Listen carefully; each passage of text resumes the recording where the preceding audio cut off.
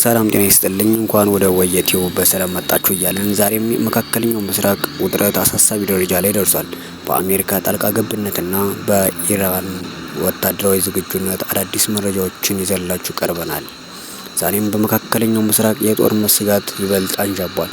የአሜሪካ የጦር መርከቦች ወደ አካባቢው መጠጋታቸውና የኢራን ወታደራዊ ዝግጁነት ሁኔታውን የከፋ አድርጎታል። የዛሬው ዕለታዊ ዝርዝር መረጃዎችን በአራት ደረጃዎች ከፍለን እንመለከታለን። እስከዛው አብራችሁን ቆዩ። የአሜሪካ ማስጠንቀቂያና ወታደራዊ እንቅስቃሴ።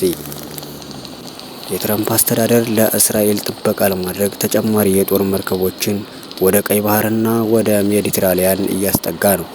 ይህ የአሜሪካ እርምጃ ለኢራን ግልጽ የሆነ ማስጠንቀቂያ ነው ተብሏል። አሜሪካ የእስራኤልን ደህንነት ለማስጠበቅ ዝግጁ ነን ማለቷ ውጥረቱ ወደ አዲስ ምዕራፍ አሸጋግሮታል።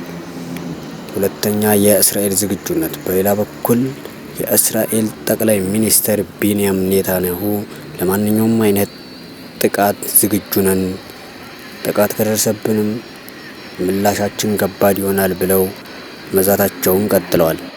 የእስራኤል መከላከያ ሰራዊትም በከፍተኛ ንቁ ሁኔታ ላይ እንደሚገኝ አስታውቀዋል። ሶስተኛ፣ የኢራን ወታደራዊ ልምምድ። የኢራን ወታደራዊ አመራሮች ዝምታን አልመረጡም።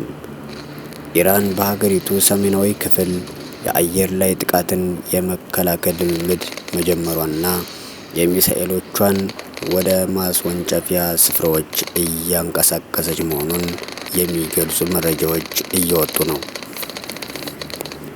ይህም የጦርነቱን መቃረብ አመልካች ነው ተብሏል።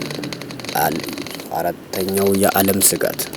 ይህ ፍጥጫ የዓለምን ማህበረሰብ ስጋት ላይ ጥሏል።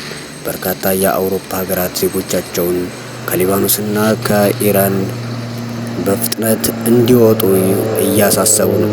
ሁኔታው ወደ ሙሉ ጦርነት ከተቀየረ የዓለም ኢኮኖሚና ደህንነት አደጋ ላይ ሊወድቅ ይችላል። የዛሬው መረጃችን ይህን ይመስላል።